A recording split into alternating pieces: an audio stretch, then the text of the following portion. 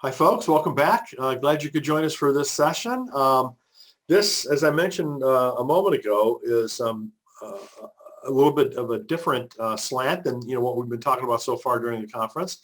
But we thought that it would be something that many of you would be interested in, which is an online database that we think is pretty unique. There's not anything else quite like this that we found, and that's part of the reason for creating it. Jennifer Shaber leads this project as part of Compassionate Christianity. And for those of you who are not familiar with that, you can go to compassionatechristianity.org. It's an online focal point for progressive Christians, and it has a ton of different resource center areas. There are resources for parenting. There are resources for trauma recovery. There's a section on faith and travel, faith and science, faith and food, just a variety of different things like that, each of which are built and managed by some volunteer curators that we've all worked together to create that. And so one of those areas is this Progressive Christian Children and Youth Resources that Jennifer leads. And so Jen is the Youth and Family Director, Ministry Director at her church, Bridgewater United Methodist Church in New Jersey. And so Jen, thanks for joining us. Thank you. So glad to be here. So Jen, why don't you kind of give an overview of what this thing is, how it works, and you can share your screen whenever you are ready to do that. Sure, absolutely. So this project really, so I am not an author. I have a little bit of a different role here. I am a consumer both on the parent side as well as I am a families ministry coordinator at, like Brian said, a local United Methodist Church. So I have a unique aspect of my role, which is actually during one of our services, the children are not actually in Sunday school, they're in worship the whole time. But just for the sermon part, we pull them out to the narthex and we read them a children's book that goes along with the sermon for that day and really teach it in a way that is relevant and age appropriate, usually some other kind of activity that goes along with it. So what that means is, COVID aside, 52 weeks a year, I basically have to come up with a children's book and an activity that correlates to the sermon appropriately. So as one can imagine, that's a little bit of a challenge. And I have these kids in this program for a number of years, so I can't just recycle every year. So I was constantly on the hunt for really quality, wonderful resources and books, but not just the books themselves, but also potentially activities or worksheets and things that went along with the books. But also one of the things I found was that there were great books out there, but through some children's ministry pages, that's kind of how I was finding out a lot about all these different books that were out there, but that there really wasn't a great place to go and say, okay, I need a children's book on X, Y, and Z, or this scripture passage to really easily match and facilitate in that ministry planning. So in our discussions, we really felt like that was a need that Compassionate Christianity could help fill. Also, within Christian children's publishing specifically, this is a progressive children's Christian ministry resource, and I work at a LGBT affirming United Methodist Church. So specifically too, we were looking for resources that match the theology of our particular denomination and congregation and things like that. So that was a bit of a challenge, just because I think some of these are smaller authors, smaller books, things that are not necessarily having a ton of visibility. So we set about through working with a bunch of ministry folks in these contexts to basically put all of our heads together and come up with a list of resources and books. So we're well over 100 at this point. And we've only been working on it for the past few months, so we anticipate to really be able to broaden that considerably. But every book and resource that we have now in our tool has been vetted by a team of folks, many of whom are presenters at this conference. So they are folks who really know a great book and themselves have written great books, and are really theologically strong, wonderful folks. So we vet each one of the books. And then we also have a scriptural tie, a theme, or a place where any additional resources or worksheets or activities can be included along with that book. So we started it with crowdsourcing, including the books for all the folks that are on our vetting team, and just, my past few years of ministry, compiling that all together. And we've kind of gotten to a place where we've got a good handle on it for now. And then we are always open to new resources and suggestions that kind of fall within the project, and then we'll vet them and get them added. The other thing too is we wanted to make it searchable. So it's built as a Google Sheet that anyone who has a link to the Google Sheet can view and search within, to hopefully really make it as practical and simple as possible. I know one of the things, and I know Glennis is super involved in a few of these children's ministry Facebook groups that I'm in, but everyone is always, it's okay, it's Lent, okay, it's Easter, okay, hit me up with all of your recommendations. And it's tricky. And I feel like this will kind of serve as a way of housing that information a bit more permanently and a bit more maintained. And as those questions for recommendations always come up in a lot of these contexts, we can say, okay, here's the link, and folks can then get access to a whole great wealth of books. And in terms of kind of our guardrails for vetting things, we're looking for diverse, inclusive, the wide breadth, deep love of God type of books, and really, books that are, not necessarily every book needs to be about an LGBT family, but that are LGBT affirming and inclusive and welcoming as well. So what I can do, or maybe a pause, I guess, to see if anybody has any questions about the project generally.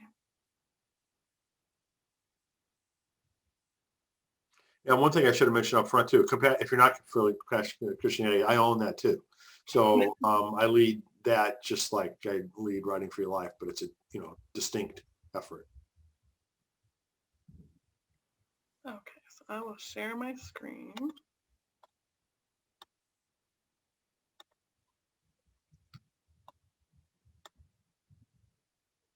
And I apologize if you hear running footsteps. My children are done with the school for the day, running around downstairs. So this is what it looks like. So it's alphabetized, but we have author, the type of book. So we are trying to go children all the way through youth. So you'll see here in our type of book, we have board books, chapter books, or things like Tracy Smith, who's one of the presenters at this conference, has a lot of family books. So those are books that are specifically for use as a family for activities or prayers or devotions and things like that. We have a couple of things on here that are digital, more type curriculums or materials.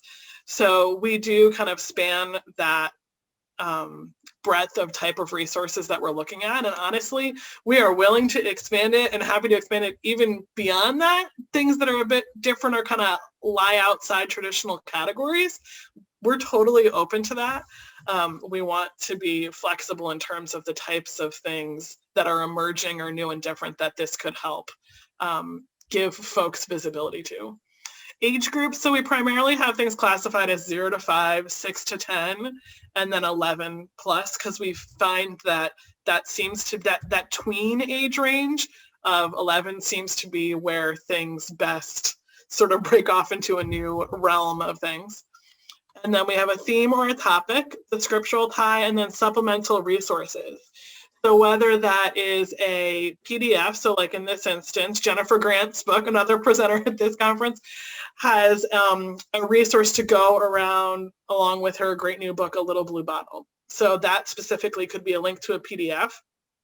Or we also have on here quite a few of the Frolic Spark House books. So Ava and the Big Ouch and Ava and the Skimmy Picnic, a lot of those books have a faith touch, prayer, and scriptural tie at the end of the book. So it's not necessarily a separate resource, but what we're trying to do is let folks know as they are skimming the list, trying to do ministry planning, that there is that added content at the end of the book to help facilitate with whatever lesson they're working on. And then basically you can use Control F to search for whatever you would like. So I'm going to put in the word bake, and it's going to highlight for me over here that we have a Bake with the Bible digital curriculum from this edible theology thing. That's pretty cool. But say you're looking for something on peace specifically. So we have a few different books. You can see up here, it's one of 9. So there are 9 different resources in the database. So this specific one is Peaceful Fights for Equal Rights. But it kind of gives you an idea whether it's in the title, the scriptural tie, any kind of additional notes, anywhere that word peace is found, it'll help you find something that meets that ministry need or theme. So anybody have questions about the actual setup of the database itself? So you hit Control F. Yep. Right? Control F is in front. Control F. In order to get the search box to come up. Yep. Okay.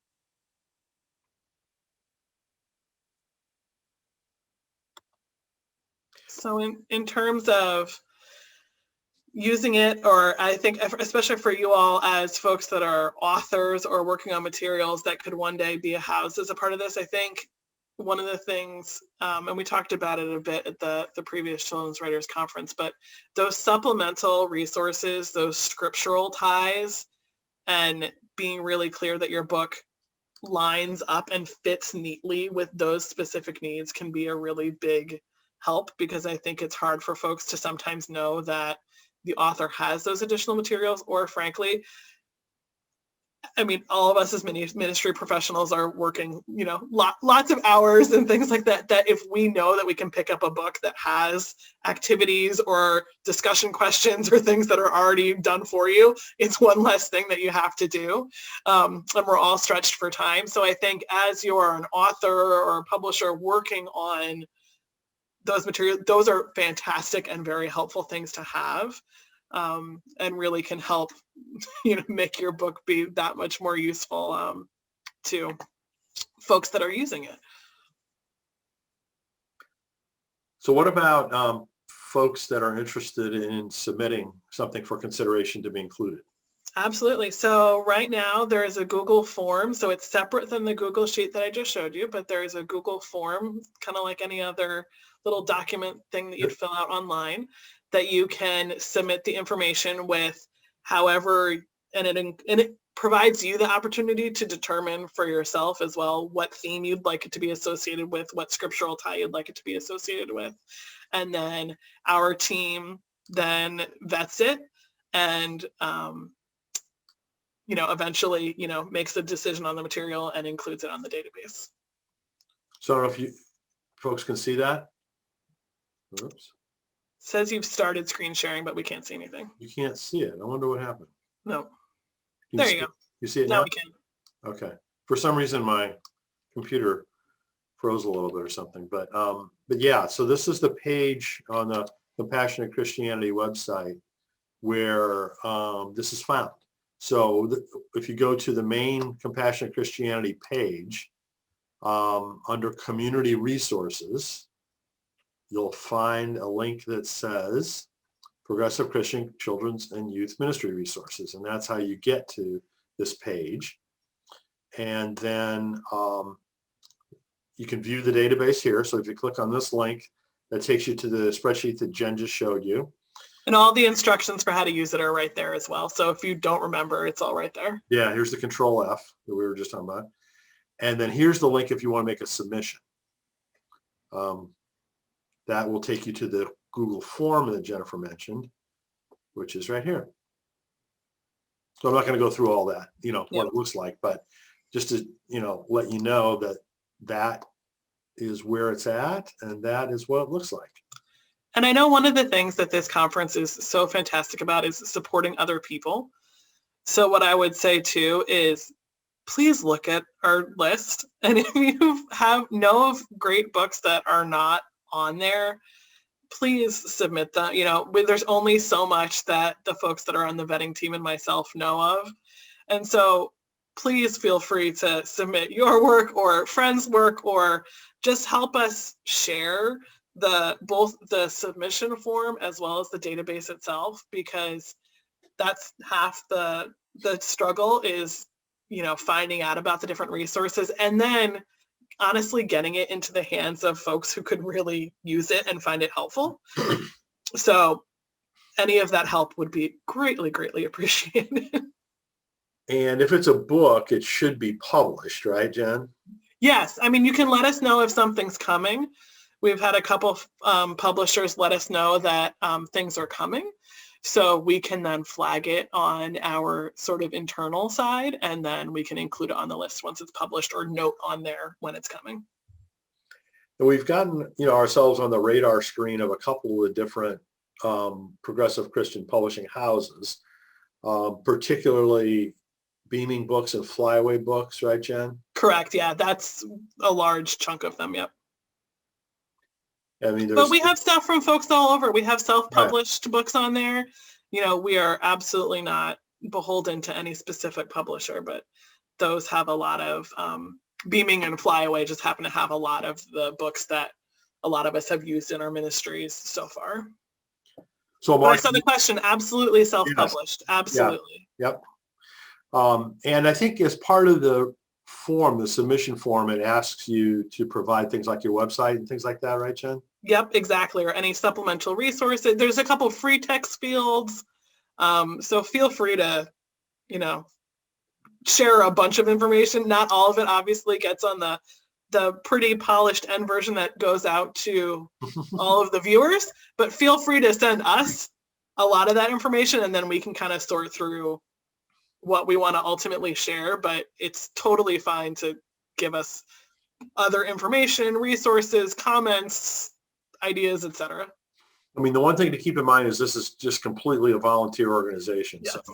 Yes. So, it's Jennifer who wears, several hats, and then, a couple of other folks that are part of the vetting team, but they're all busy people doing other day jobs. So this is and sometimes too, what I would say too, is that if it is your book or you have access to the book, because we need to vet the book, it's also important for us to actually get a copy of it somehow, which can also then sometimes honestly stall our ability to add it, is getting, and we don't care what type of version of the book it is. It can be electronic, it can be paper. Electronics is even easier. Is even easier, but it can be carrier pigeon, like we'll figure it out, but we actually need somehow a way to view the book. Good. Okay. Any other questions, suggestions, feedback?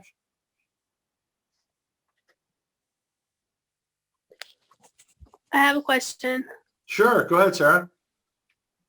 I'm just wondering if you guys figure out that a book isn't a match for the site, or like, will you tell the author why? And do you think, like, say a writer's like progressive in some categories, but or has some books that seem to fit in and some that don't, do you get accepted as an author, or is it book by book? It's mostly book by book. So the Google form is anonymous, so we don't actually have or keep anybody's personal information. So we don't know if the Google form is being submitted by just a person who has shared the Google form on one of the many ministry communities online, which is kind of how we initially crowdsourced the list, or if it's the author themselves. So we don't really have a way, because we didn't want to collect more information from people, honestly, than was absolutely necessary. So we don't have email addresses or ways to get back to people if a particular resource they submitted wasn't included. But it's very much more so on a book by book basis. So obviously, we are trying to be aware of what folks' platforms and backgrounds and things are, just to be cognizant, because we do want to be a trusted gatekeeper for the folks that are going to rely on our materials and are trying to take that responsibility quite seriously. Thank you so much. No problem. Thanks, Sarah. If an author wants to put their email address in one of the forms, is that possible in case we want to get a hold of them or whatever? Absolutely. There's open text forms in there, but there's also an open text form that asks for your publisher's email and contact information. If you want to put your publishers and yours, that's also fantastic. Cool. Or if there's a question about, hey, I developed this activity or material to go along with my book, but maybe it's not something that your publisher got behind and put it out on their website in like a formal PDF or something fancy that's out there, but maybe you know that folks have used it in X, Y, and Z way. That will help, we can work with you to figure out a way to get it linked or saved or things like that. What's the general processing time? We allow our vetting team about 3 weeks or so to get back to us, but then it sometimes takes us, a week or so to get things out to the vetting team. So I would say about a month. Like Brian said, unfortunately, we're all juggling quite a bunch of us are parents of young children and working multiple jobs. So, and that's also if you already have a copy of the book. Yeah, and I was to say, and that's if we already have a copy or pretty quickly accessible a copy of the book. Like we said earlier, sometimes getting the copy of the book is what slows things down a bit more. But if it can be electronic, then that makes it quicker. Yes. And so too, if you want to fill out on the Google form, hey, ask my publisher or email me for electronic copy of X, Y, and Z, that's also fantastic too. Good. All right. Any other questions? All right. Well, any other ideas or suggestions for all of you that are in the publishing writing world? Anything else that you see on your end that you feel like would be beneficial to add or change and modify? Because this project, while we have quite a few resources on here at this point, it really still is quite in its infancy. So we're open to feedback as well. Absolutely. And it's an experiment. I mean, it's the first time it really is, yeah. Put anything together like this. So, we're just trying to figure it out ourselves. So, send an email to me. I'll forward it to Jen, whatever works best. Yeah, Brian? Yes. I'd like to ask a question. This is more towards you, I think, instead of Jen, because she's already doing a lot of work on something. But could eventually Compassionate Christianity produce some kind of a resource of churches and I don't know, some resources that we could sell our books to? Wow. I wish. Yeah, I mean, that's a little bit of a holy grail, is to have like contact information and email addresses for all the churches out there. Yeah. Unfortunately, we're not a denomination.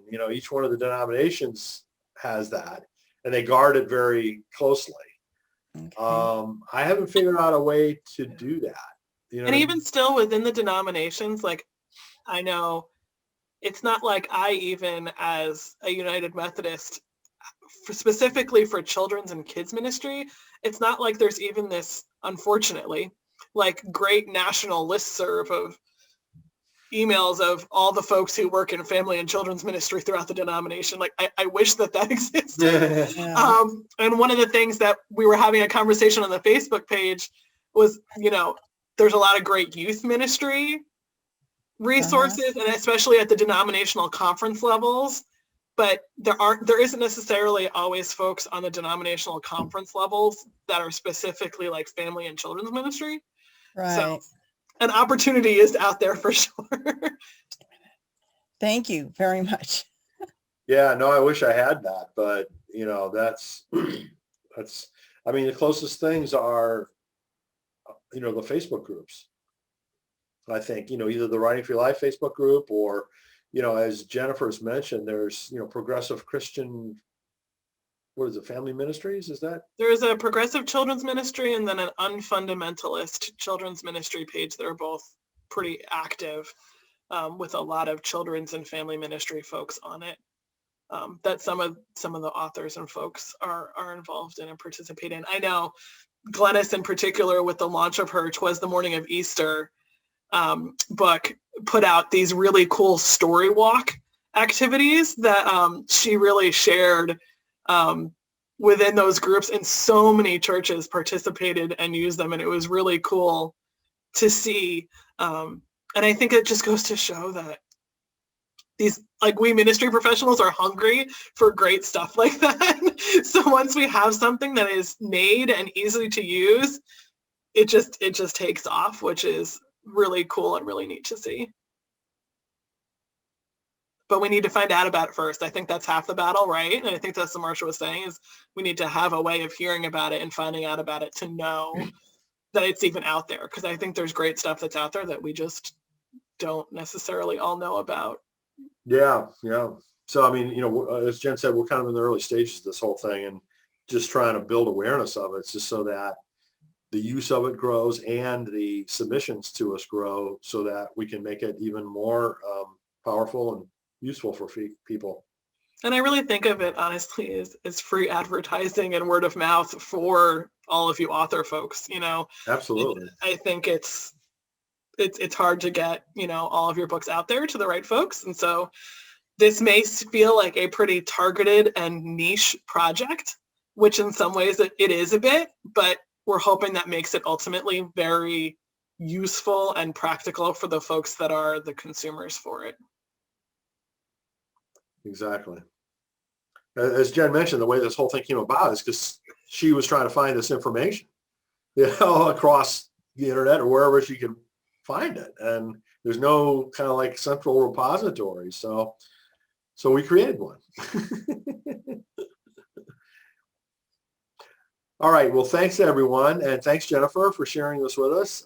Next up, we're going to have our first Emerging Author Series conversation with Dorina Lazo Gilmore Young. So Dorina is an author that has written different kinds of books, including children's books. And so we're going to have a Q&A with her. So I hope you can join us for that, 5:45 Eastern time. Thanks very much. Thanks so much, guys. Thanks for coming. Thanks, Jen. Thank you. Thank you.